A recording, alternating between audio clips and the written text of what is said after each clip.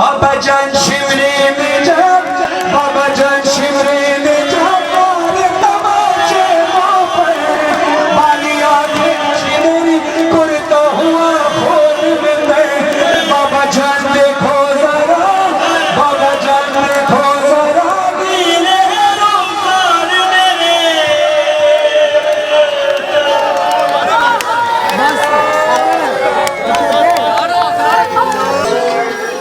खुदा इन बच्चों को, इनके माँ बाप को सलामत।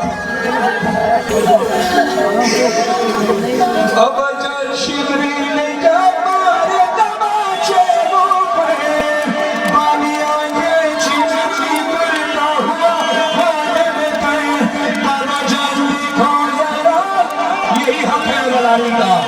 ऐसे ही अदालती का हक अदा करने की कोशिश करते, इसे कहते हैं गिरिया। ये इनकी उम्र इतनी नहीं है, मगर इनकी मार्फत देखो जरा, दुआ करना है।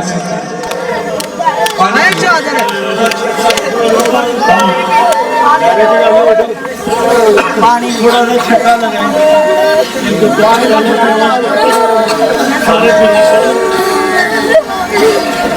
बस ये आने वाली नस्लें यही जलाल जाएंगे तो रोशन होगी।